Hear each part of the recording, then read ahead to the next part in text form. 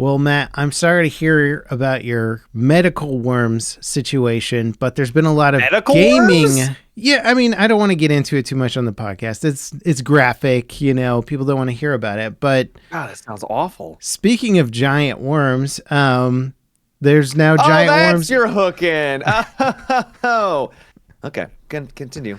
Thank you. Thank you. Mm-hmm, There's now two games with giant sandworms coming out this year, or rather out this year, out-ish. So Yep. we've got the Dune game, which obviously, Obviously. and then we have Star Citizen, which now has giant sandworms in the public test universe. So Weren't they in the game for a while, or was it just in the there's test forever? little baby ones and then medium ones, and everybody was like, "Where's the big one?" And so it's still in the test server, but the test server means it's coming out to the live server in the near future. And they're big. They shoot green acid at people, and you got to organize with your team to shoot them a lot and then kill them. I don't know if you can. I don't know if the harvestables are working yet, but you're supposed to be able to like pry their teeth out after you kill them and like take things from them and I don't know, craft things. It's like whale hunting, but just in the future. What, giant worms? Yeah. Cool. Yeah. It's finally some activities to do in Star Citizen. Yeah. Actually there's been a lot of people playing the game lately and actually participating in all the activities. Nice. They're really starting to ramp up. I'm still on the sidelines, not recommending it wholeheartedly for the average gamer. It's Have you Star had a chance Citizen. to play it yourself? No, I haven't. The one thing that puts me off a little bit is a lot of these big flashy activities seem a little bit more aimed at org operations. Okay. Yeah. And so you can go in and try and do it, but you're like, okay, I need a 15-man team or something to take these down. And so, Right. I'm not as interested in organizing something. That's Or fair. if there's an event going on. The thing I don't like about these big orchestrated team things, and I feel like I had my period of like org days, which would have been Yep. like EVE Online and World of Warcraft and stuff around that time period, is just like when I had so much time to kill that having a group of 30 people take an hour to organize anything was not a big deal. But nowadays, if somebody's like taking an hour just to get something started, and I'm like, I was here on time and now we're just waiting an hour before we even start gaming. I'm like, I don't got time for this. I got to get in and play some games, Yeah. So org activities are kind of a turnoff for me these days, which is why I'm hoping for a little bit other stuff when it comes to Star Citizen. But they are delivering some more missions that are you can solo complete and stuff. So Cool. I'll hop back on for that one of these days a little bit more seriously. I have heard things that they not only has the game gotten more stable, but also Yeah. that it's nice to actually have some activities that are more engaging and not just so cookie cutter. So Yeah. fingers crossed. Yeah, they're finally adding in missions that feel more narrative, more interesting, not just like your standard boilerplate, like save this ship that's being attacked. You blow up two bad guys and they're like, thank you, you beat the mission. You're like, wow. Yeah. Riveting stuff, Yeah. Yeah. Congratulations. Yeah, they're getting better. You know what I'm really excited for, and I guess if this podcast goes live in 2 days, we'll be potentially 2 more days away from Arc Raiders shadow dropping. Did you see the little leak thing about that? I did. I don't think they're going to be I don't think it's going to release. I think it's going to be a beta. My guess is a beta. Yeah. Last time we talked about the game, we're like, they could drop this now and it would be good to go. But yeah, man, they might want to do some more testing. They really took their time with the finals and dialing it in before they launched it like officially. And they've been testing this game quite a bit too. So they seem like a studio that's not afraid to take their time. So you might be right on that. It could just be another beta, but for those that are not aware of what's going on, Arc Raiders, there was a brief little window where people could download an EXE and then that indicated that something was going to happen on the 6th of June. Yeah. And that's when the Summer Game Fest is happening. And a lot of people are like, oh, they're going to shadow drop it then, Yeah. which they've done I think they did that for the finals Yeah. at some sort of convention. But people are able to preload, or there's something that there allowed people to like download on Xbox and PlayStation. So, but it said beta. So a lot of people are speculating that this is maybe just like an open beta that all consoles and all players will be able to have access to. And I think that'd be great because Yeah. I don't want them to rush to launch. Yeah. If they're ready, they're ready. But I want to make sure that thing is full of content and not a rough, couple of days of server infrastructure failure because they just were like, we got to get this out now. Yeah. There's some hype. Yeah. So. Do you think they That's my would attempt a beta where it's like progression carries over to the final game, or probably not? No. Yeah, it is an extraction shooter, so they tend to reset progress anyway. So yeah, maybe the beta is like their first season, and then like after the beta, they're like, all right, it's the official first season now, or something. Yeah, they could do that. It just depends. If they are going to go that route, then the beta would need to last a while because then you would because if it's just like, oh yeah, so we'll see. I'm hopeful that it's a beta because I want that game to come out and just kick ass. And I also don't want it to be like, hey, you play for a week and then that's it because there's no more content. GG. Yeah. Right? Yeah. No, I'm really excited for it, and exact same sentiments. Like, I loved playing what was available. I didn't play it so much that I hit the end of the content. And I know some people went crazy hard with it and were just like almost maxed out. And you're like, oh my God, like, you crazy people.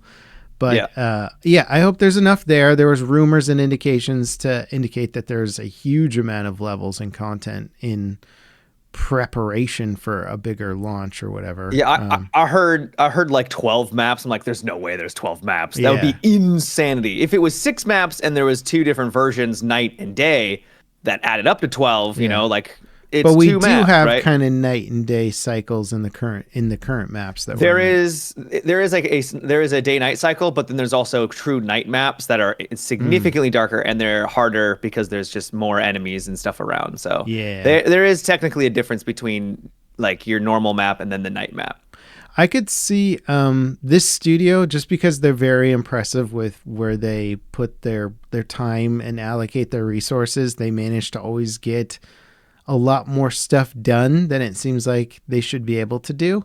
If they hit 12 maps, I mean, you could do it if you just really designed your map workflow and your game design very carefully to allow for quick development of maps, as opposed to like, we're used to like maybe say, because a lot of these devs came from Battlefield and we're used to Battlefield maps taking forever to develop and stuff like that.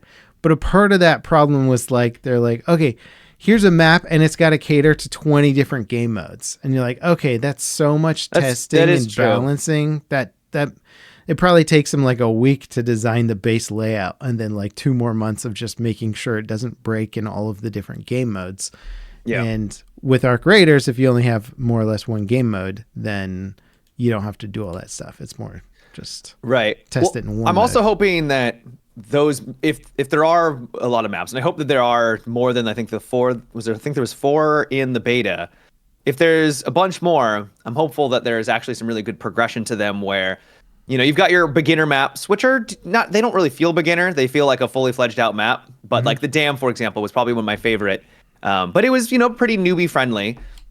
I'm hopeful that like there are some that are meant for like mid to end game that are challenging, more difficult than the base ones. Because there should be, I feel like there should be some like, high value tier loot and stuff like that in difficult locations. It'd be cool if some of the maps were so hard that like 2 groups would just be like, hey guys, like, you want to just we got to team up for this. Yeah, like there's the queen. Like, are we going to kill each other or are we going to kill the queen? It'd be kind of neat to see some of that actually happen, Yeah, that's something I'm really curious about is how will people actually interact with these bigger enemies? Like the queen, as you said, there's some people that were able to take it out in a couple of like 5 minutes, but if you don't have the right gear, like it could take upwards of like 15. And it's like, if people are going to hear that happening, And Yeah. what are they going to do? Are they going to they might shoot you, right? Like, Hmm. so who knows how that balance is going to come into play? Yeah.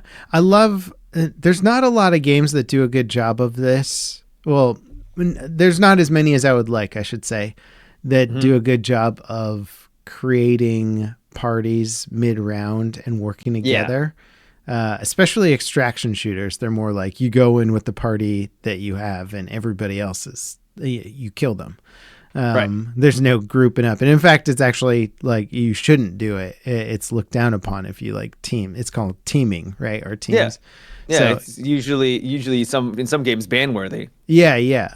But it would be neat to have some mechanic where there was an incentive or a time at which you could be like, okay, why don't we just work together to kill this boss because it's either going to kill us or we'll kill each other and then there's not going to be enough of us left over to kill the boss. So, just being able to make an agreement on the battlefield would be cool, but Hmm. always tricky, right? It is tough. Yep. Yeah.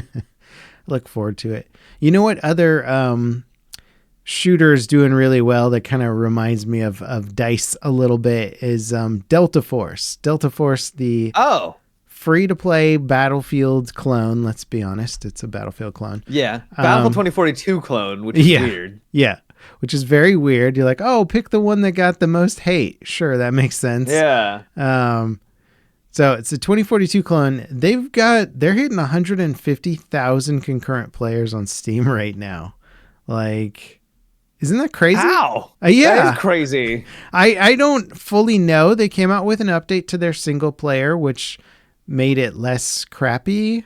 Because it wasn't very good. It's not very At good. least I didn't enjoy it. Yeah, no, it's a very pretty stupid game is what it is. Is like, you're like, wow, these graphics are nice. And then the gameplay, you're like, okay.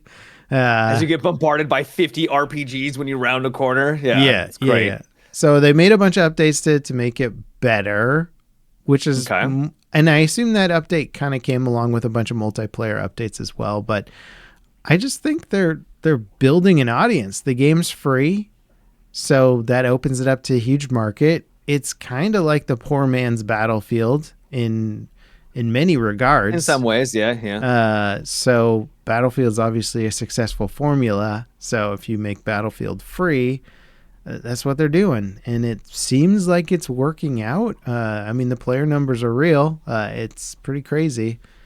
I'm just curious. I'm surprised it has 150. Yeah, I am too, because it doesn't really engage me very much. It feels like a lesser Battlefield game, and like, if I want to play Battlefield, I'll just go play any of the other Battlefields that have come out over Right. the last 10 years and probably have a better time. Right. Because they're just better games. They had more time spent on balance and refinement and overall gameplay. But 150,000 concurrent players enjoying a free game that fills the niche of a Battlefield title is now DICE's direct competition for their next game, if you think about I it. wonder if I wonder where the majority of the players are positioning themselves in. Are they playing the Battlefield mode, or are they playing the extraction mode? Because I'm sort of leaning towards the extraction mode might be Yeah. where the game has become more popular. Because I jumped back in and I tried it when they came out with a recent update, and it was fun. This was like a month ago, so maybe not like their most recent update, but it was Yeah. fun. It's like, it's Battlefield, as I said, 2042 with Yeah. all of the 2042 issues. But it's like, it's a competently made game. Like, it is actually decent. But I wasn't like, servers weren't filling up like instantly. So maybe maybe it's just the time of the day. I don't know. But Yeah, it could so- be. I didn't actually dive into this player numbers if they're really high during like other country play times or whatever. So yeah. it'd be interesting to dive more into that. And I think you could be right where the extraction is picking up more of the players. But then again, Battlefield's going to be competing in some vein of that. We don't know if it's a Royale or an extraction yet. I think the leaks or the rumors were that it was a Royale style game. But anyway. Royale would be easier. Much easier. Yeah, extraction requires a huge economy and logistics, and Royale's just have fun for this round. Yeah. Battle Royale feels kind of like a tacked on game mode, or it can be, and then an extraction shooter, you have to develop a ton of resources to make it work properly. You can't just slap that in there. Yeah, royales can almost exist exclusively on just cosmetic rewards too, where you're like, I don't need to evolve a character or drop in with crazy good loot. Every round is the same risk as it's always going to be, and then you can just get cosmetics to show how good you are as a player or whatever, or buy stuff, so that's probably what they're doing. Because a half-baked extraction is dead on arrival, as we saw with 2042. You're like, wait, what was this supposed to compete with? Hazard Zone. Yeah. Oh, I can't believe you remember the name. I forgot about it. Yeah. I think I played all of like 3 rounds of it before I was like, I played it actually with Jack and Two Gamers. Yeah. And it was fun, but I think it was because I was playing with them. Yeah. But it wasn't fun because like the maps were well made and Yeah, you can turn a bad game into a fun game if you're playing with your friends, But right. I remember spawning in with like a sniper rifle and just like looking to the right, and I saw another team that was like out in the middle of it's that sort of oil tanker map, and so they just have this big flat like marshlands. Nothing. And I just started sniping at him. I think I killed the whole team before they made it to cover, and I was like, what? Sounds about right. It just it was bad. Yeah, it's like, so bad. It was terrible. Spawning in the open with sniper rifles. Good times. Yeah, anyway, I'm curious about that. The leaks for Battlefield have been popping off, and they look good, man. It does look good, yeah. Try not to I did see a lad, though, God, he would not stop jumping and sliding around. I'm like, stop. Okay. I know Battlefield's never been like, ultra realistic or anything, but I don't want that kind of movement in the game. If that could be toned down a little bit, I'm here for it. Most of the clips I saw of people doing the like dolphin dive attempts ended up just getting killed while they were doing it. So I was like, okay, that's good. That's something. Yeah. They'll have to dial that in because dolphin diving was always so stupid. And most devs do combat the cheesy mechanics, I think. These movement mechanics add more skill. Like it definitely gives people more ways to express their skill and stuff. But as the older I get, I don't want a Battlefield that's like that. I just want to be able to run around. If I see an enemy, they see me. We plant our feet and we shoot. Yeah. I don't need to have wiggle peeking, jiggling around. I don't want that. Well, also, like, the way to make movement shooters work well is to make the movement skill situational. Not every time I see Matimio, dolphin dive and then do the jiggle thing and then aim for his head because it's cheesing the system or whatever. Right. Like, give me an option to be like, okay, you can slide in combat if you get caught out in the open and you see some barrels that you need to get cover behind. You'll get there a little bit closer if you're good at sliding. Just give me a reason to use it in a situation. Yeah, but don't let people aim down sight while they're dolphin diving or when they're jumping in the air. I went back and played Battlefield 1 yesterday, and I'm pretty sure if you jumped in the air and you tried to aim down sight, it didn't work like at all. Yeah. So like some people will be like, well, Battlefield 4 has these the Zuzu jump. Have you heard of that? Or have you seen that before? Yeah. It's miserable. Yeah. It like breaks the game. You can literally jump from like one like hallway to another hallway. It is insanity what people are able to pull off right now in Battlefield 4. Yeah. And they're like, oh, that's what it was in Battlefield 4. I'm like, well, now that everyone's like figured out the exploits, but that doesn't mean I want that kind of gameplay in the next Battlefield. They're using it as an excuse like, hey, there were movement mechanics back in the day. It's like, people weren't really using that reliably though when it was popular at least. At least not that I remember. Yeah, I saw some interesting arguments for open weapon classes on Reddit and stuff, and there's some interesting debates about it. We talked about it a little bit last week. Yeah. And there's more people sort of harping on how bad the balance was in like BF3 and stuff, where everybody was playing the medic because that was the class that got the assault rifles, which we brought up and talked about. So my only problem with that argument is that if your solution is to open up all weapons, then you have to disregard the fact that we played games like BF1 and BF5 that did incredibly good class balance and gained a lot from it. So it's like, open classes is a solution to how poorly balanced BF3 and BF4 classes were, but DICE proved that they could do it. So why not just go for the better route as opposed to It's just tough because in like modern gameplay, modern combat, the like assault rifles, they have to be like they're meant for medium range, which is most combat, right? And so they're almost always going to be like a great choice. They're basically just the all around good choice. So how do you make that work? It's tough. It's tough. It's difficult. Tons of muzzle flash and screen shake, Matt. Yes. Oh God, I love that. God, remember that was Apex Legends forever. Yeah. I think they may have toned it down. It's every Call of Duty game basically, where it's all just balanced for sticky aim, and then on PC you're like, I don't have sticky aim. I physically can't see this person. This is stupid. Yeah. If they don't lock if they do lock the weapons, I do hope that they do have like some variety there though. As I think the biggest thing is the recon class. I know everyone's like, oh, it's a recon sniper, but I just think that the sniper should have other options because I think it's a recon not a sniper. Like, I think I am a fan of the universal weapon class being something like either a shotgun or an SMG or something along those lines. Like those are usually fun and they give you kind of a close quarter alternative to whatever your class's primary weapon is. So I'm fine with that. Or even DMRs, something where you're like, it's not ever going to be considered like super OP or something, but just something to mix up your class. I'm fine with that as options too. I thought it worked decently in BF4 and just needed a little bit more refinement. It's cool that people are talking about it though. It's good to have the discussion.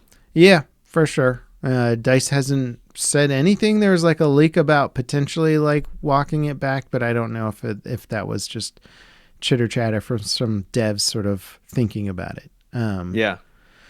Yeah. Well, speaking of first-person shooters, especially ones that I love from my childhood, they announced the new James Bond game is in the works.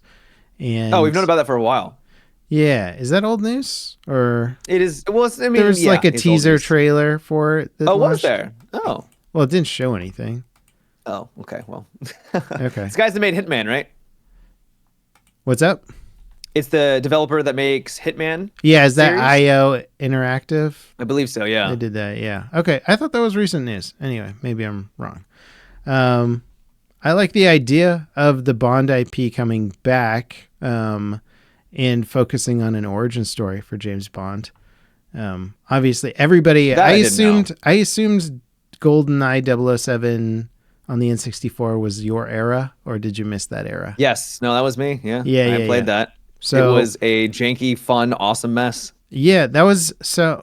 To date ourselves for sure, but to give you youngins a little bit of a history lesson.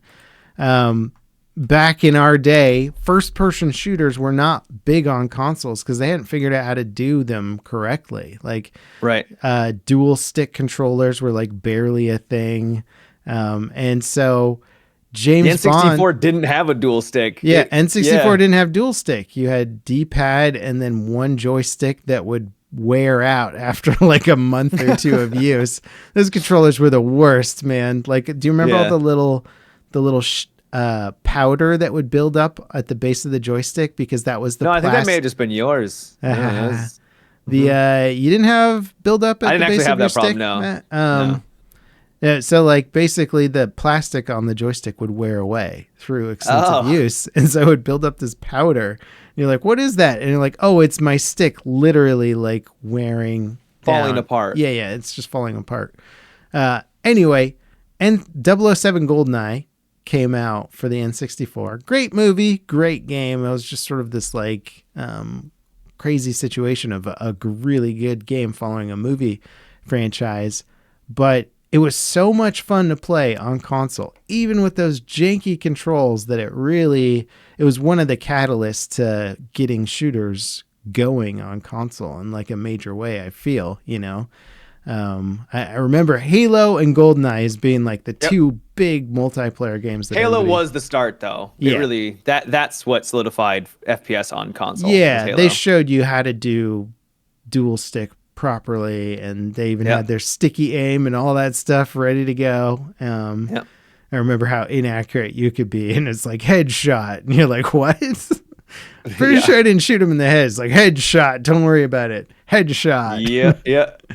So, the IP, the James Bond IP for me in video games is like hugely nostalgic. So I'm very curious to see what they do with it. I hope it's not too much in the vein of Hitman. I kind of like the more action oriented N64 approach to it, but we just Well, have to see. I think there was a statement by someone at the head of the studio that said that this is like the Bond franchise is like a perfect match, and that they're absolutely vibing with, like, this could just be PR talk, and they're just trying to express. But they said that their team is flourishing and they're doing really well with this intellectual property. So could be more like Hitman. I don't know. Yeah, I doubt it's going to be like super action packed though. Yeah, James Bond was. I mean, he goes in between, like, he's sort of like the assassin versus the thrown into a full-on gunfight situation. Right, right. Good IP for just doing any of that. Maybe it'll turn into more of an Uncharted experience or something, but who knows? Yeah. Yeah, and I'd be curious if they actually go for the multiplayer component, because obviously we remember it fondly, but the FPS space is now dominated multiplayer-wise, so trying to compete there for them seems almost futile to a degree, Mm-hmm. Yeah. Anyway, I just thought it was interesting. Yeah, no, it's cool. I'm looking forward to it. I'm excited for them to show it off. Yeah. Now, I want to hear about your Elden Ring Nightreign adventures, man. There's been no other news stories this week. It's all just been like, this happened in Elden Ring, then that happened in Elden Ring, then this happened in Elden Ring. People are upset about Elden Ring. This player beat it on solo in this much time or whatever. Walk me through it, man. What's your experience? So Elden been? Ring Nightreign is it is basically more Elden Ring. Yeah. It is. So, God, how do I describe this? It's a lot of fun. Yeah. I really enjoy it, but it is essentially an Elden Ring roguelite experience where you pick a class, and all the classes are really unique, and that's actually one of the best parts about it. Every single class feels unique in its play style. You've got some that like cast spells and like gain mana from the spells that you casted when you like kind of like bring it back to you. You've got an archer, Iron Eye character who dashes around and can like fly through enemies and mark them, and then your team, if they do enough damage, will cause the mark to explode. There's a dude who's got like a grapple hook. Like it's really varied. They did a really great job with the classes. So you pick one of those, and then you queue up with randoms and hope that they don't suck while you try to go through just basically enemy, boss after boss after boss to level up to hopefully reach the end and defeat one of the Night Lords. And win the rounds, which takes about 45 minutes for each one of them. It's a long time for a party of randoms, and that was mostly what I heard, was that queuing with randoms is incredibly frustrating. It can be, yeah. In that, like, all it takes is somebody in your party to go aggro the wrong guy before you're ready or whatever, and that could be the end of your run. Yeah, so... I think I've got like 25 plus hours in it. It came out just a couple of days ago. So I am really enjoying it, but I do have my critiques. And one of them is From Software feels like they're living in the past and they don't have a lot of modern features. There's no crossplay. There is no voice. There's no voice chat. There's no way to text. There's a way to ping, but there's no like a Apex Legend ping where like, hey, we should go over here, or hey, we should do this, right? It's just a ping. So you have to just try to decipher what your teammates. It's not a dynamic ping, as we will call it. It's not a dynamic ping. Yeah. And in a game that is clearly designed for group play with players, you can solo it. They've just came out with a patch that made soloing more effective, but like it was clearly designed for group. Not a lot of functionality to team up with random people and have like an enjoyable ride. You can be successful. I teamed up with some randos, and it's really fascinating to like watch someone else play and be like, oh, I recognize that this person is good. I entered into a boss room with one person. The other guy was doing who knows what. This is the other end of the spectrum. He was just off doing God knows what the entire time. That's so me and this weird. other dude, don't you have to work together to like? Well, that's the thing is, yes, you have to. The thing is we went on to win that round. So I Okay. went and followed the first guy around thinking like, oh, he's not following any pings that I'm doing. So I'll just follow him and see what he wants to do. Yeah. Right. And then he would attack a boss and then he'd ran off. And I'm like, we need to kill the boss. Yeah. And then I was like, okay, I'll go after him again. And then he just kept running past everything. And I'm like, fine, I'm done with this. I'll go and just hit something myself. So when he was off in Narnia, me and this other guy entered into a room, realized the boss was too difficult because it one-shotted both of us. So we ran back, got our souls, and then I looked at him, he looked at me, and we both ran, right? We were both on like the same page. And it was just really refreshing to see someone acknowledge like, oh yeah, this is too difficult. And not just to like slam their head against the boss, right? So you do encounter idiots, but you also encounter like people who like Elden Ring are decent at Elden Ring. Who would have thought, right? Like they want more of it. So it's not like it's just a bunch of Neanderthals running around, but yeah, it is a bit of a mixed bag when it comes to who your teammates are and if that will be enough to be able to actually reach it, not only just to the end, but then beat the boss at that encounter. What is it with these mega studio, or I don't want to say mega studios, but these studios with consistent mega hits like FromSoft or like Bethesda, who come out with these games that feel like they're a decade behind in terms of like quality of life features? Well, From Software has always been like that. They've never been a company that has really embraced a lot of modern features. At one point in time, like Dark Souls must have felt fairly modern, right? I guess. I mean, yeah. In some ways, yeah. Maybe. I don't know. I don't know. Maybe I didn't it's just kind of play set in their their games ways when they first came out, like back in the day. Right. Yeah. Right. And you're right. My assumption is that this was From Software trying to give some of their more novice developers a chance to kind of get their feet wet, right, and kind of get comfortable with their engine and get comfortable with their workflow, because this doesn't feel like a AAA product, if that makes it's a AAA product in the sense that, like it's Elden Ring, right? Like the bosses are still fun. They're bringing back old bosses and they're even updating some of their movesets, which is really cool. The Nameless King is in there. Like he's an awesome fight. So like it's not like it's just Elden Ring, but like the bones of it are. And so it's really fun, but it's nothing like groundbreakingly new. I think there's only technically 8 new bosses. Gotcha. 8. Okay. Which is not a lot, which is a little disappointing, because it's like, man, if this was like just chock full of new enemies, that would be incredible.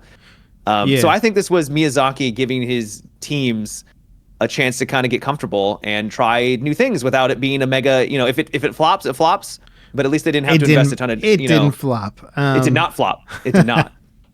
That's the thing, is where you go, why is Bethesda doing this and launching these games with janky ass old engines and clunky mechanics and not, updating their team skills and blah, blah, blah. And you're like, well, they sold like 1 billion copies. So they're good. Yeah. And same with this. I think the concurrent player count was like astronomical. So it got up to like 300,000, which is absolutely insane. Yeah. Totally insane. And then the reviews are super mixed. So you're like, whoa, that's a lot of players for a mixed review score, Yeah, the mixed reviews I think are warranted in some respect. A lot of people, like I said, there's not like a lot of new enemies, so some people might be let down by that, thinking like, I'm paying $40. Just because it does have Elden Ring in the title, you sort of assume it'd be a lot of Elden Ring, but not a lot of new enemies. The bosses that are there, the new ones are fantastic. They're really good, but there's only about 8 of them, so I could see that being a downside. I hear the solo play is another big critique, where people were hoping to be able to solo the game easier, and it has been proven to be doable, as people have shown, but from what I hear, the difficulty level is just like bananas to try and solo it. It is tough, yes. And as you said, they did patch it really quickly to give people more runes, which essentially gives you the chance to level up higher. So it's easier. Also, you get 1 revive per now if you're solo. If you get down once, you can get a revive, which is nice. But yeah, it's that there's no dual queue. The queue system wasn't really working. Their quest system is, I've talked to some friends. They're like, "Oh, I don't mind." And I'm like, if you want to do a quest, it puts you into a pool. Or I don't actually know how the matchmaking works, so I'm not going to act like I know. But the quest, only one person on your team can do a quest at a time. So if you wanted to like level up or get a certain reward for one of the classes, you have to be like, all right, guys, I'm going to do it now. So that's 45 minutes of where you're the only one in your team that can actually progress a quest. That's terrible, man. I don't understand it. It doesn't make any sense. That's like old school MMO stuff where they just didn't figure out how to like share quest systems properly. And they're like, we all just have to complete John's quest for the next 2 hours, and then John will help you complete your quest. And you're like, and then John's like, oh, sorry, I got to go to dinner, guys. And you're like, cool. Yeah, it's me, right? Very strange. Yeah, it's very weird. And then if you want to queue up solo to try and team up with randoms for a particular quest, right? The matchmaking just doesn't work. I sat in a queue for 30 minutes, like just waiting, just hoping to find a round because I didn't want to try soloing it because the game is clearly designed around trios. And it just would not find a lobby. I go back to turning off of the quest, like I turned off the quest and instantly found a match. So that's another thing. Yeah, that sucks. Yeah. Let me be clear. I'm liking the game. So yeah, you got 25 hours into it, man. The critiques are critiques. You're that reviewer who's like, hate this game, sucks, don't buy it. 2,000 hours played. Yeah. Why? Who is this guy? I also feel like the roguelike or roguelite functionality is not really well done as well as it could have. Yeah. It's more of a roguelike where it's more like a rogue game where every round is pretty much wiped off. Like you don't have like no progress. You know, like in Hades, you'll get like actual upgrades that will push you. You technically get that with relics, and those I think they just updated it where you're more likely to get better relics now. Yeah. But they'll be like +2 vigor, +2 endurance, and stuff like that, which gives you a little bit of a boost, but it's not hardly crazy. anything. It's a little bit more health, a little bit more strength, that allows you to do a little bit more damage. Some of them are more impactful. Some of them will actually, you use your ability and you'll have like a really cool fire move that comes out of it, which is like, oh damn, I wish more of that was in the game. Yeah. But those are kind of hard to come by sometimes. So I think having more unique relics would have been interesting, but maybe I just need to play more. I don't know.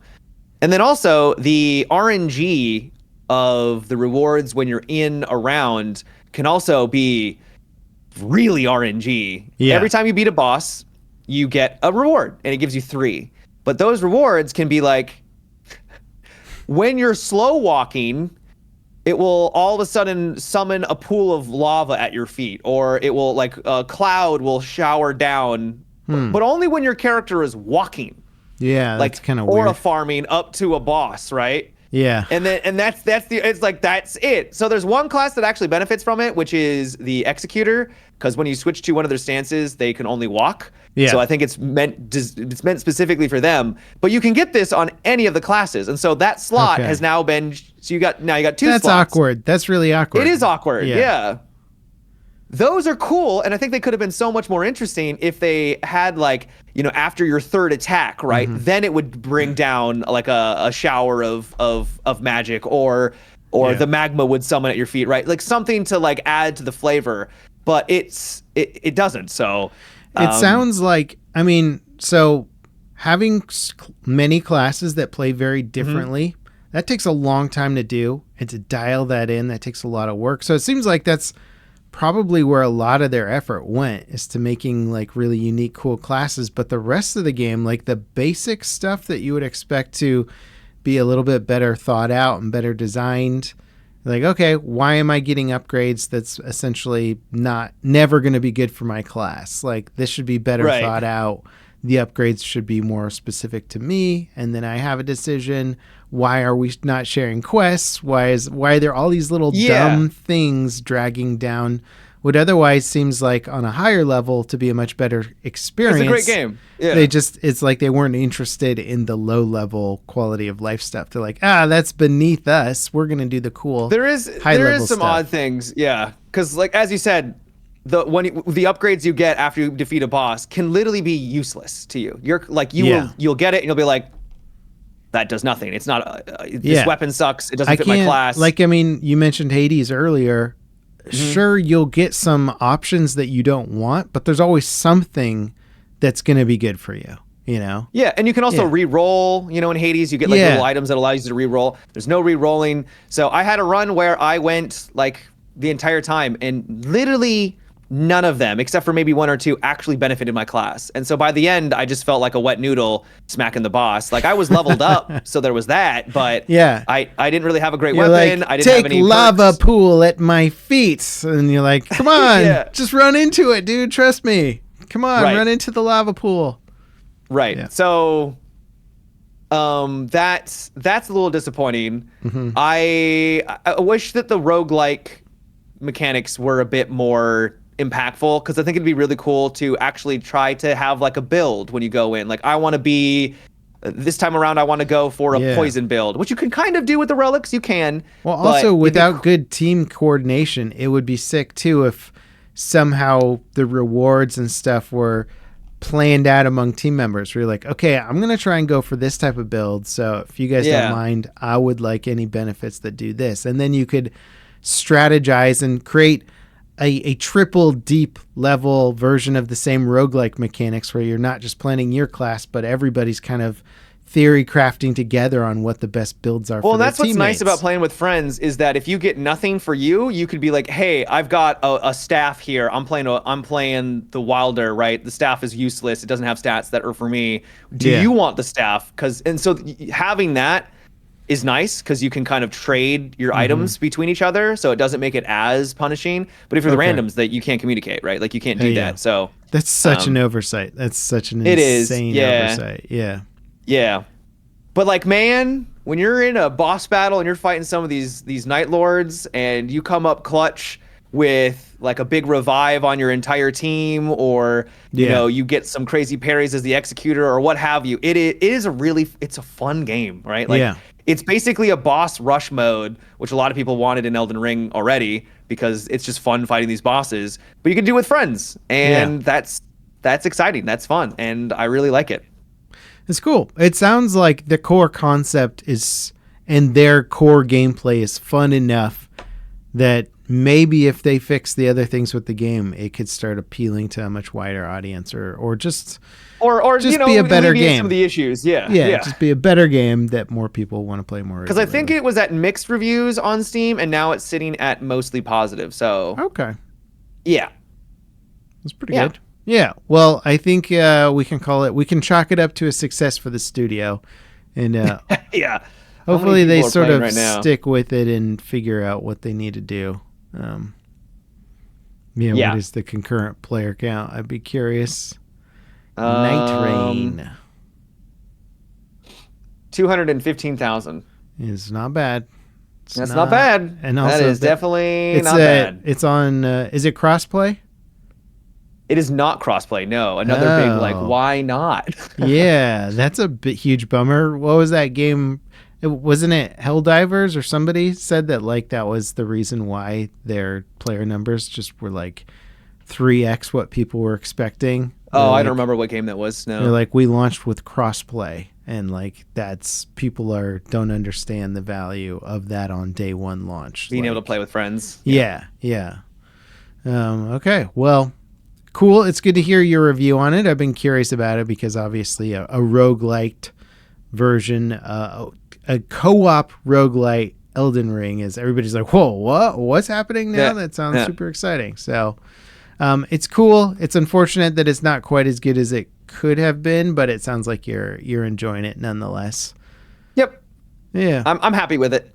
It's, you know, $40, more Elden Ring. If you really like Elden Ring, you want to play with buddies, it's good. It's a good time. Yeah. Awesome. I haven't played a lot, but I have been checking out a couple of my game dev buddies demos. A friend of mine's got a game coming out or a demo coming out in Next Fest. Okay. And I got to know this guy because I was literally Googling remakes or modern remakes of the Strike games, which would be Desert Strike, Jungle Strike, Urban Strike. They're these old helicopter attack games that I think Electronic Arts actually made back when EA's logo was like a triangle and a circle and a square, like way back in the day. Okay. So I found this game because I was like, whoa, this dude's making a remake of the Strike games. It looks super cool. It's called Cleared Hot. And it's cool. It's like, it's my nostalgia bait. It's fully reliving my little top-down helicopter attack game from my childhood, but very much updated to modern standards. Yeah, I remember you talking about this, and you said it's going to be the Steam Next Fest. Yeah, he's got a short little demo, and I got to play. He gave me a little key to test it out early and give him some feedback on it. And, nice. I'm excited for it. I'm quite excited for it. I think I've been playing little versions of his game as he makes updates to it, and they didn't want to put some of their bigger, more exciting maps in the demo, which I personally think was a little bit of a mistake. They instead used smaller, more linear experiences because they're easier to sort of polish up and make sure that they're working. And I'm like, yeah, it works, but also my favorite part of your game was the big open maps where I get to kind of... It's a demo level cap. It's not the game. I know. Well, I'm saying this for anybody who wants to play the demo at Next Fest, that just know it's bigger in scale. Yeah, there's bigger, cooler stuff coming for it that I got to play, and I was like, oh man, I wish it was in the demo so that people playing the demo knew that the game was going to be a much bigger experience than this. But it's fun. It's got a lot of fun with physics where you're picking up cars and containers with your helicopter hook and then like swinging them around and bashing them into stuff, or if you don't have ammo, you can drop them on people and destroy things. And so there's like little bits of physics puzzles, little bit of a skill game of dodging shots and hitting tanks and doing the right stuff, and then some stealthy stuff too, where you can fly the helicopter real low and try and not be seen by targets and stuff like that. So there's a lot of nice variety in there. Anyway, I'm kind of rooting for this guy to do well. Their first time dev studio, or it's his dev studio, and he's a first-time dev. I think they've got some veterans on the team, but nice. Yeah, well, I wish him luck. Yeah, me too. And yeah, speaking of games dropping, you got anything lined up for Summer Game Fest or Next Fest that you're excited about, or are you just kind of going Arc blind? Raiders. Yeah. that's like my most anticipated game. I'm gonna be playing. I mean, there's Dune Awakening on the 5th. Which could be cool. There was they showed off their mid and end game, which was pretty neat. In the movie where they're mild spoiler, I guess, where they're mining for spice with the big extractor, right? And then the worm comes, right? Yeah. You can basically do that where you'll have ornithopters, which are basically the flying vehicles, scouting out and checking to make sure that there's no worms nearby or there's no players nearby. And then you can bring in another ornithopter that is transporting the extractor, place it down, while another buddy is then going around on their bikes and placing down thumpers, which will distract the worms. Yeah. And then after a while, the worms will get wise to that tactic and go after the actual extractor. That's really cool. Yeah, and then you bring in your ornithopter, pick it back up, and then like get out of there. All the while, other teams could come on in and like disrupt you and try and stop you. Which is pretty cool. I like games that have PvP and PvE mixed together, but where the PvE is like a challenging puzzle in itself. You know, like that's always been a big draw for me in those games where they're like, let's not treat PvE like they're just a bunch of brain dead things. Like you're all going to have to work together and like figure out how to beat them. And then we'll throw in players as the X factor that sort of goes, oh, hey, we could also just disrupt your plans while you're trying to do it. It sounds cool. I read a thing too where they said players are going to be able to buy or rent their own servers for the game and make their own rules. So cool. They're going to be able to open up combat to like any of the areas and stuff like that. And they're listing off the things that you could do. And it sounds like it could go pretty far in terms of like how hardcore the experience can become. So,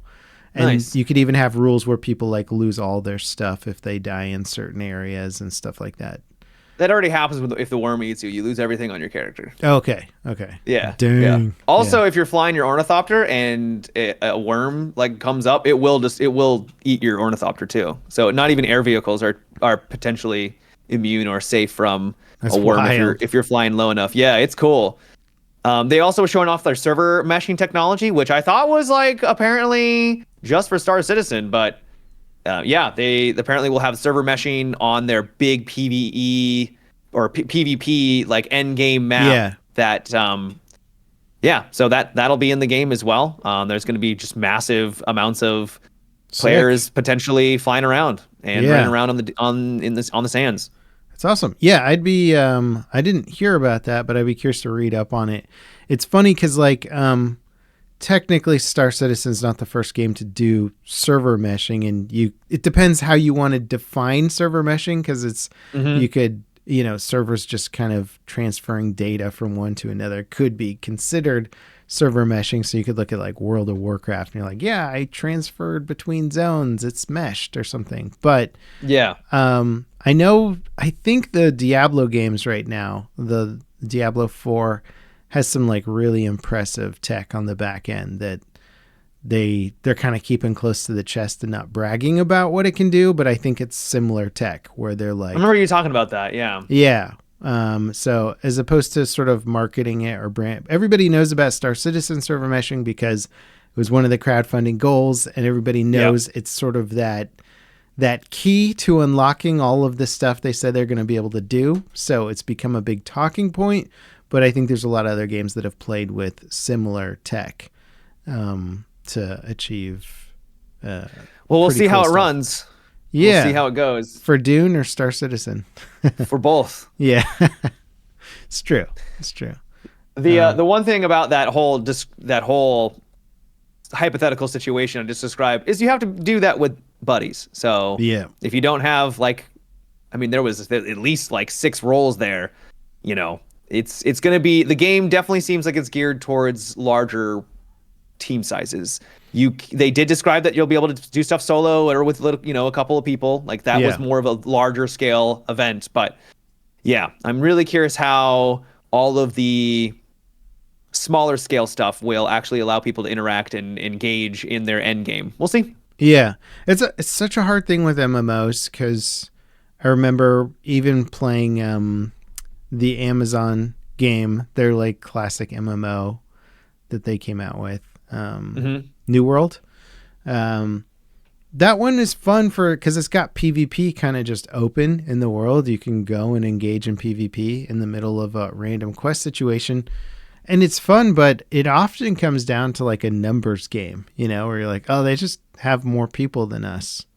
And then Yep. that's that. And Doesn't matter how accurate you are. If yeah. they got 20, you got 10. Like, good And luck. this concept has been sort of proven time and time again, whether it's Planet Side or an MMO or whatever, that like having these massive open world places where any number of people can group up and fight any other number of people, it becomes less fun when you don't have a nice even match. Right. Steamrolls are not fun for either team because they're just like, we're just steamrolling, if Yep. you're winning, and the guys getting owned are just like, we're losing because they have like triple our number. So like, obviously it's not a good match. Yeah. It'd be cool if more MMOs had areas where, I don't know, instanced areas or whatever that were like, this is a party size of 4. You can go in with a party size of up to 4. And now that kind of limits how many players you could potentially run into at a time. Yeah. Then it kind of just turns the MMO experience a little bit into like a Royale or an extraction experience too. But That is true. I don't know. I like the idea of It's tough to mixing balance. activities inside of a bigger game world, Mhm. as opposed to having Yeah. like Battlefield with like 4 different modes. You could have an MMO that has all the different activities, but like kind of broken up. And I guess they do that to an extent already. Yeah. They do. Yeah. Some Yeah. games at least. Yep. What's Rematch? It's a Rocket League game, but not Rocket League. But instead of Rocket League, you play with your feet. It's soccer. It's football. Okay. Yeah. So it's made by the people that made Sifu, which is a weird pivot because Sifu was like an action fighting game. Yeah. great. They actually, it's very popular. I didn't like it because I'm bad at video games, I guess. But it was one of the shorts that was a part of like the Amazon, where they did all those video game. I can't remember what they were actually called. Remember that where they did all the. I'm not doing a terrible job of describing it. Yeah, I know the TV show. Yeah, the TV show. Yeah, where they did all the game crossovers. Yeah, it's called like Secret Level or something. Secret Level. That was it. That was exactly it. Secret Level. So it was popular enough to get one of those short slots. Rematch was? No, Sifu. Oh, Sifu. So Rematch, it was just a beta. I think it comes out this month, and it is essentially just soccer, football. But it definitely feels a lot like Rocket League in the way that it's presented, if that makes any sense. It's not where you're having to... Yeah. It's not like Rocket League where you have to use the momentum of your car to angle the direction of where the ball is going to be going. Your character will latch onto the ball and you move around, and you have to dodge and juggle the ball to try and make sure that they can't get a break against you. But it's really fun. I played it for 6 hours, and that 6 hours went by in a blink of an eye. It just like every time I looked over, like another hour had passed. It is relatively easy to get into, but it's clearly going to be a game that is going to be hard to master, just like soccer is, right? Where it's and tough. Also how like Rocket League is, right? Because you're like, right. I drive a car and then I make it bounce and then it hits a soccer ball, and you're like, the depth of this game is beyond anything you could ever possibly comprehend. Ever imagine? Yeah, people literally flying through the air juggling balls. Yeah, it's crazy. So, what's fun about it is very, very fun. I don't know. It's obviously going to be for certain types of players, right? Like not everyone's going to be into it, but when you're able to move past a couple of defenders and then pass it to your teammate that's on the left, and they immediately kick it into the goal, it feels amazing. There's just something about it. Halfway through, I was like, bro, maybe I should try soccer in real life. Like, this is great. Like, that's what it made me feel like, right? Yeah. So soccer is fun in real life. That's why lots of people play it. That's why it's the world's most popular sport. It's crazy. I think it is. Yeah. It's fun. So if you have a chance, if they're betas, I don't know if the beta's still going on, but if you have a chance, I'd definitely try it out. That's cool. It's funny because like every time I watched people play FIFA, usually the competitive FIFA stuff was like 1v1, where one person is playing against another, and it just switches you to whatever player. Whatever player is, yeah. Yeah. I don't know enough about it to know if they ever got the however many people you would try and assign to a team. But how many people are in Rematch when you play per team? So 3v3, 4v4, and 5v5 was the setup. I think 5v5 was ranked if you wanted to be competitive in that way. Do they scale the field size down? The field did feel bigger with 5v5, yeah. Okay, cool. So they just scale it up and down, which is exactly how I would want them to do it to balance it out. Yep.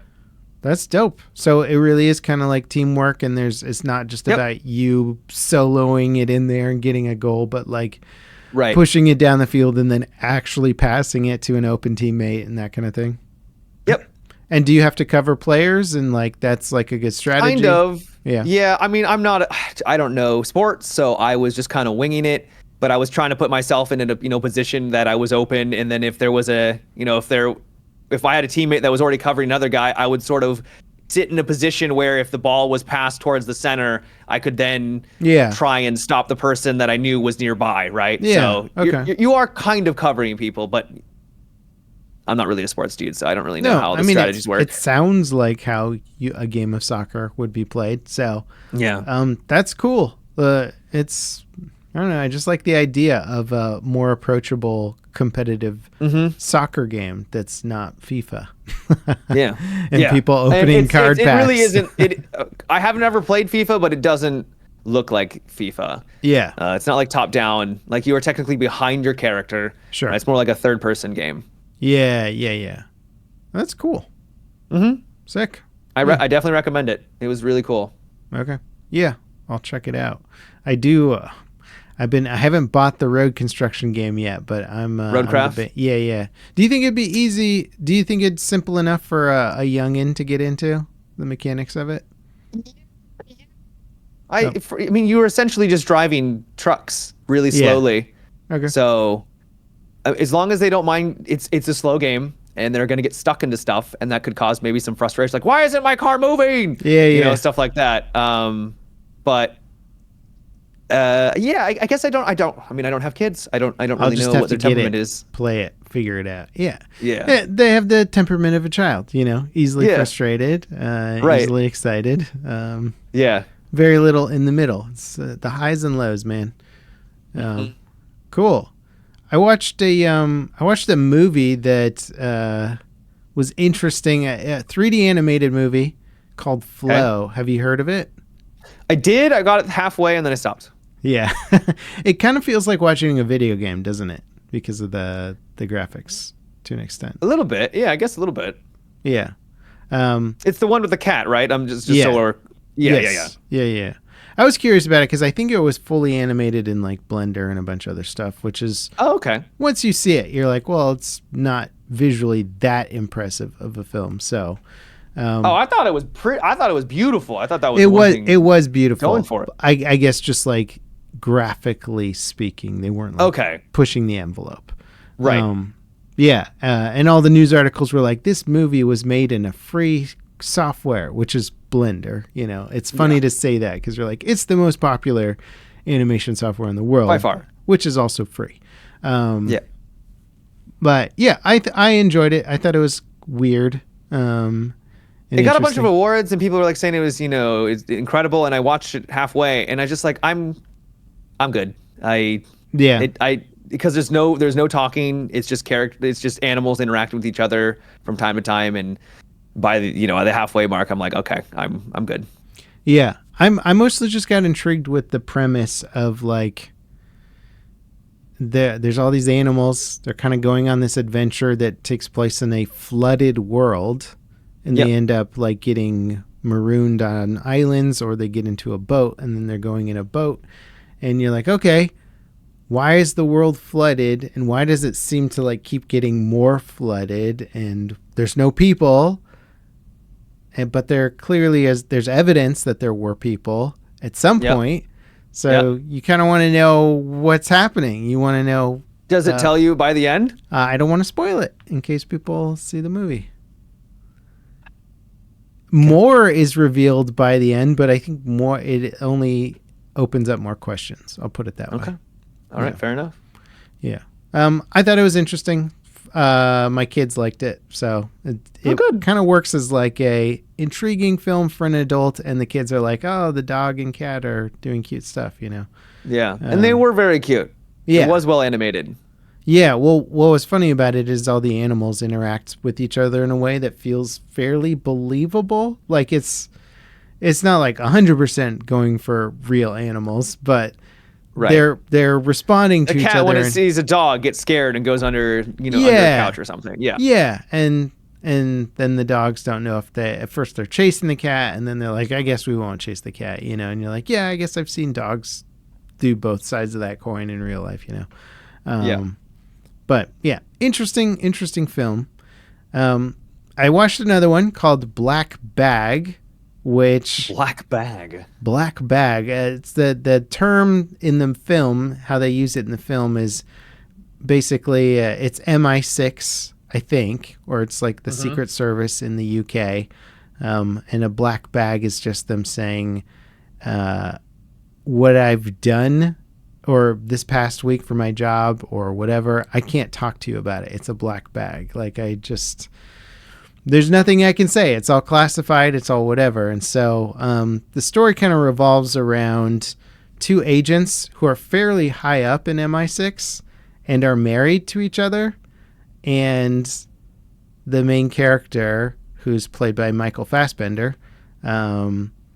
he gets sort of a tip that there's a mole, there's a leak in their agency, and one of the suspects is his wife.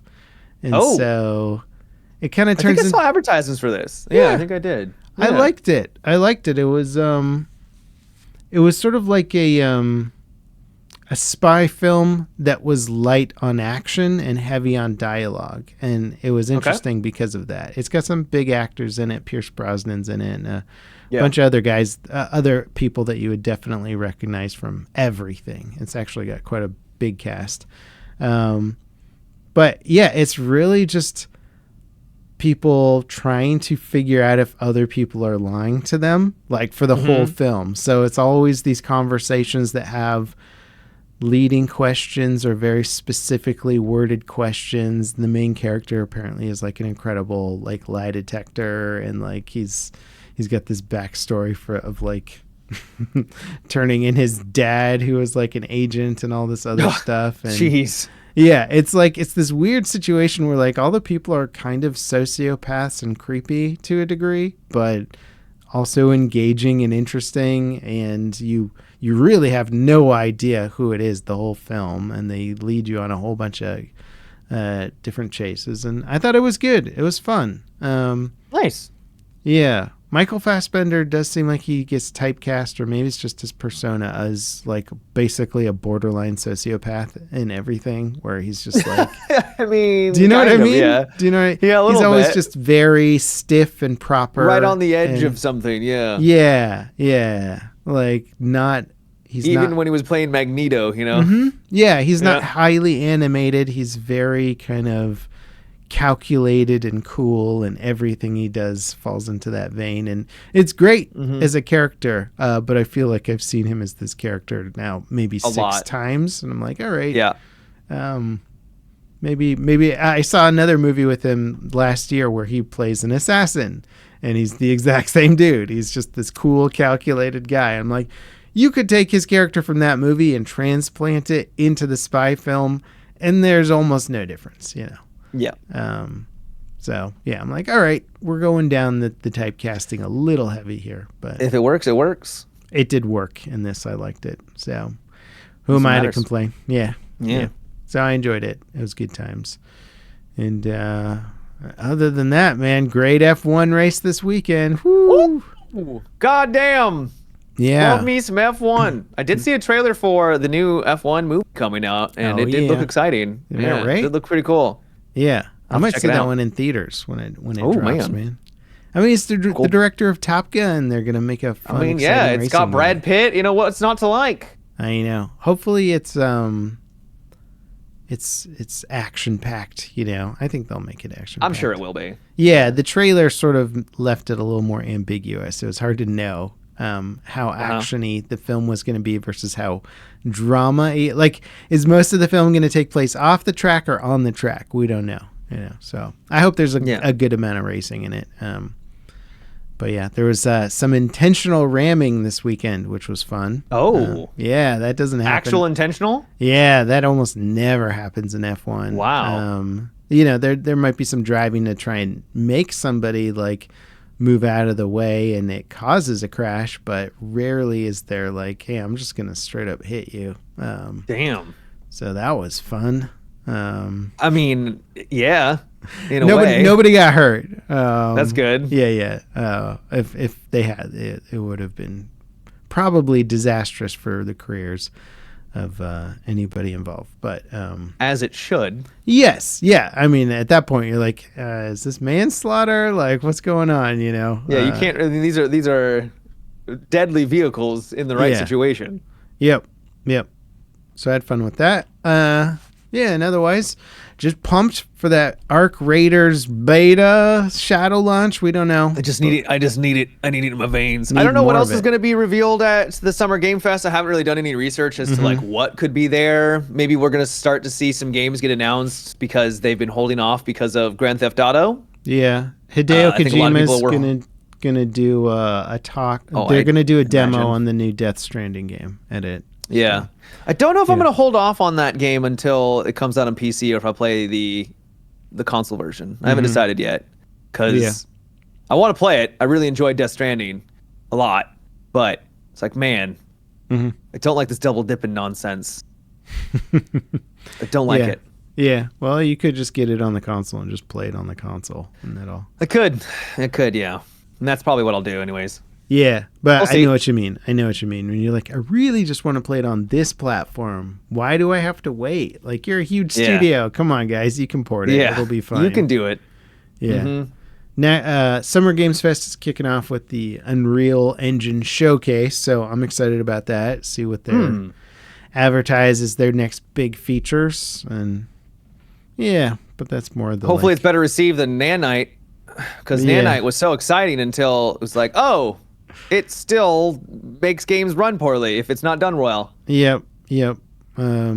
I think the anti-Unreal sentiment is kind of dying down a little. There's been a bunch of bad actors in the community that have been just harping on it for the clicks, essentially. Oh, you mean people would Yeah. drum up drama on the internet for clicks? And now I think the narrative is finally flattening out a bit, where devs are sort of like, hey, guess what? Bad devs can make poorly optimized games in any engine. Like, it's not an Unreal thing. And then studios are coming out and being like, made in Unreal Engine 5, and it runs incredibly well and looks gorgeous. And you're like, oh yeah, maybe it's entirely up to the dev team whether or not the game runs well. And then everybody's like, bingo, you got it. You got it. Yeah. Yeah. But it's not to say that there aren't features that are heavily advertised that you're like, yeah, you might not want to use that, even though it looks like an amazing feature. Yeah. You might not get away with it. We're not using Nanite in our game because it would actually cost us performance than save us performance. So, I mean, there you go. But yeah, we did have to learn that. We did have to figure it out. We're like, oh, I thought this feature was just universally better. It is not. Yeah. Otherwise, maybe we'll get some games in of our creators later this week. Yeah. I would definitely be down for that. Sick. Well, you want to wrap up the old Potteroony there? Sounds good. Yeah.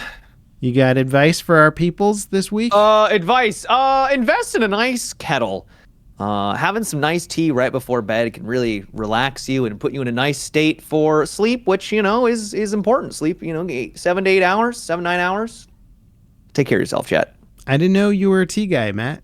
I only recently got into it because I had a sore throat for like 2 weeks. It was awful. Yeah. And then I was like, oh, this tea thing is this isn't bad. What's your brand? What's your type of tea? Oh, I've just been buying like chamomile and stuff. Yeah. I haven't really experimented that. It's only been a recent thing, so it's not like I've really dived into the nuance and minutia of tea going.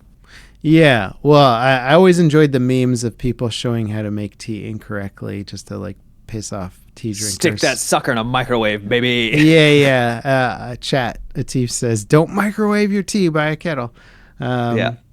Are you an electric kettle? Also, kettles are super convenient, like unbelievably convenient. So, what's up? Are you an electric kettle guy or like old school copper pot type? No. Nope.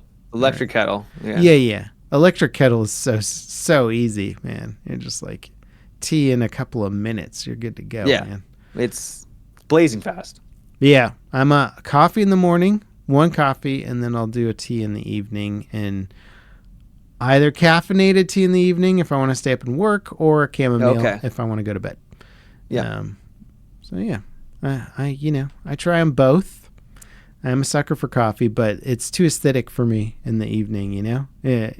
You notice that you feel it later in life when you're just like, I can't eat or drink certain things after this period in the day, or I'm going to feel bad. I picked up some jackfruit chips from Costco. You may have seen them. Okay. When you eat them or you like jostle them around, they sound like charcoal. They're so dry. Like it actually sounds and feels like charcoal. Yeah. But they're delicious and they're great. And I'm like, this is great because now I'm not eating actual chips. Because anytime I eat a chip, my body just goes into shutdown mode. It's like, I can't process this. What are you doing? Yeah. And then I just feel miserable. So it's been a nice substitute. All right. I'll take a look at the jackfruit chips. Yeah, check out some jackfruit. Cool. Well, there's some good advice for you, everybody. I don't even remember. Oh, yeah, make tea. Yeah, that was the advice. Some tea before bed. Yeah, it's nice I way agree. To wind down. I agree. Thank you guys all so much for watching. Again, if you want to support the podcast, we have a Patreon link down below, and you can join us for the live streams, which we do on Mondays, and then have a little post-podcast chat afterwards, which you would be invited to. Otherwise, thank you all so much for your support. and we'll see you next time. Bye bye. Take care.